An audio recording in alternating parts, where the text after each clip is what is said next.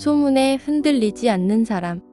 할렐루야. 여호와를 경외하며 그의 계명을 크게 즐거워하는 자는 복이 있도다. 그의 후손이 땅에서 강성함이여 정직한 자들의 후손에게 복이 있으리로다.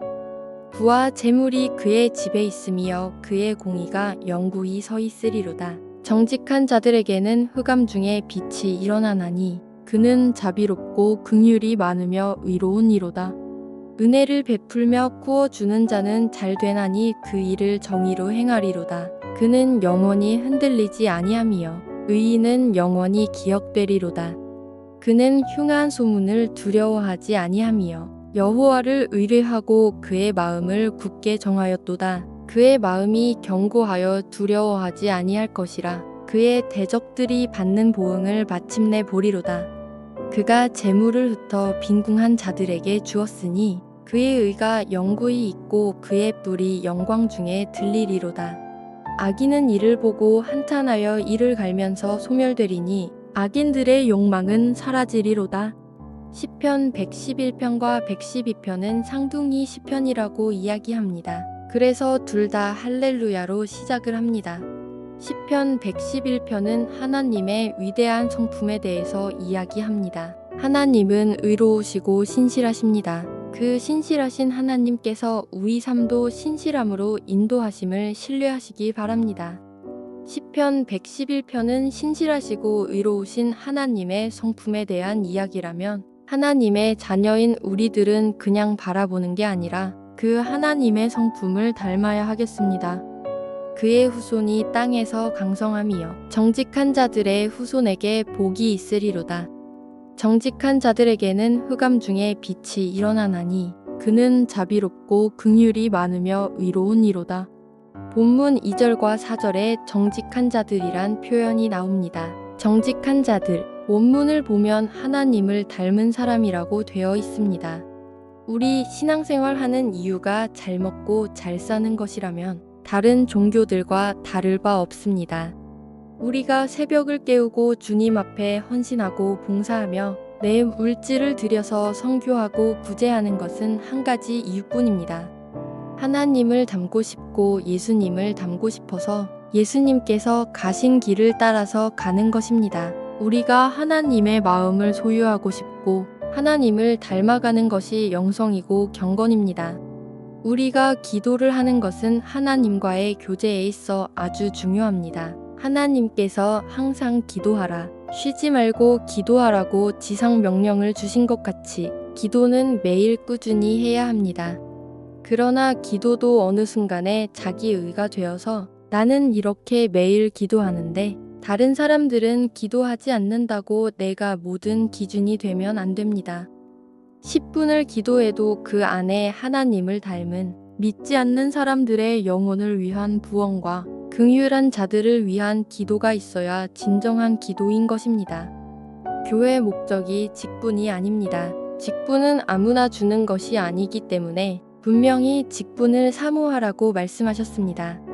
그러나 찬송가 내 구주 예수를 더욱 사랑 엎드려 비는 말 들으소서 내 진정 소원인 내 구주 예수를 사랑 가사처럼 예수님만을 사랑하는 것이 영성입니다.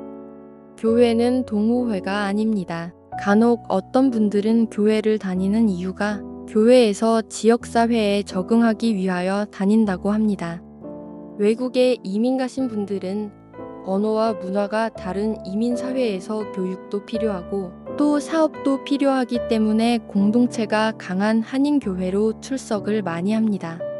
또는 교회에서 배우자를 찾기 위해서 다니기도 한다고 합니다. 그렇다 할지라도 교회에 나가는 것은 감사한 일입니다. 어느 날 성령님이 호련히 임하시고 영적으로 변화가 오기 때문입니다.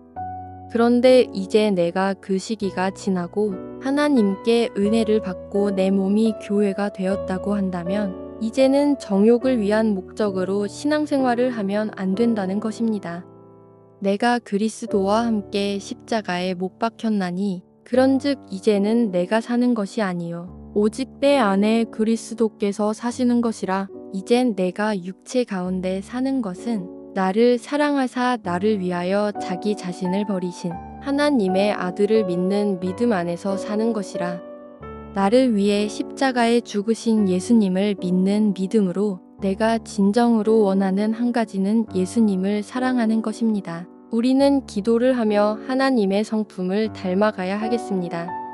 우리가 교회 안에서 헌신하고 봉사할 때 누가 월급을 주지도 않고 그 일을 감당하다 보니 스트레스만 쌓입니다.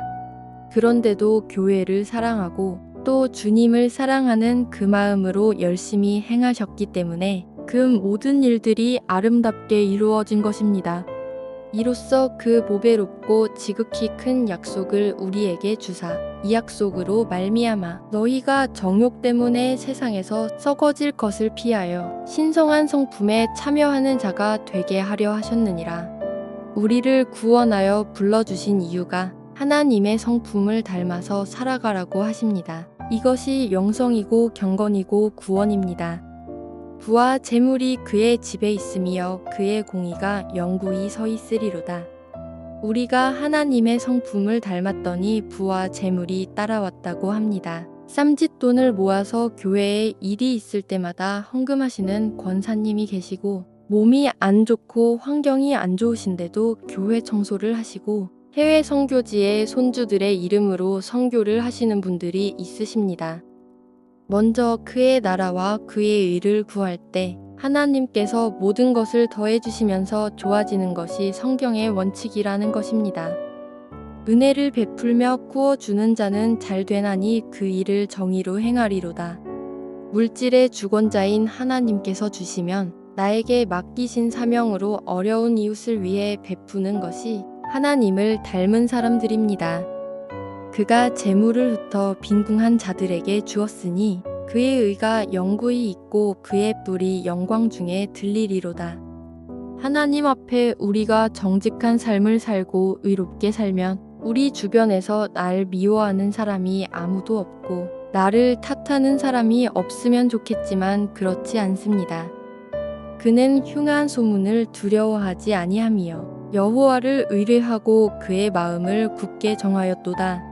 우리는 누군가의 말에 쉽게 흔들리고 상처를 받습니다. 나는 순수한 동기이지만 남들은 왜곡해서 볼 수도 있기 때문에 그들의 비난으로 흔들릴 수 있는데 나의 중심에 하나님의 말씀이 서 있으면 소문에도 흔들리지 않습니다. 그의 마음이 견고하여 두려워하지 아니할 것이라 그의 대적들이 받는 보응을 마침내 보리로다. 하나님을 닮아 정직하게 사는 사람에게도 사단이 계속해서 틈을 타고 공격을 하며 대적이 있습니다. 악인은 이를 보고 한탄하여 이를 갈면서 소멸되리니 악인들의 욕망은 사라지리로다. 사단은 우리의 연약한 부분을 잘 알아서 그곳을 공격하고 연약한 부분이 드러나서 갈등이 생기면 그 문제 앞에 크게 반응하고 속상해하며 힘들어합니다. 그러나 주님을 닮은 우리들은 사단의 공격에도 중심을 잡고 모든 문제를 주님 앞에 맡겨야 합니다. 주님의 역사는 우리를 깊은 곳에 떨어지게 하셔서 주님이 얼마나 높고 위대하신가를 드러나게 하시는 것이 우리 개인이나 또 교회에게 허락하시는 은혜입니다. 우리가 우리의 방법으로 일어나려고 애를 쓰지만 하나님께서는 절대 인간의 방법이 아닌 하나님의 방법으로 역사하십니다. 오늘도 하나님을 바라보고 변함없이 주님을 섬기지만 삶 속에서 갈등으로 어려움이 있을 때 하나님의 방법으로 역사하시는 하나님을 신뢰하며 하나님을 닮아 승리하시기를 예수님의 이름으로 기도드립니다.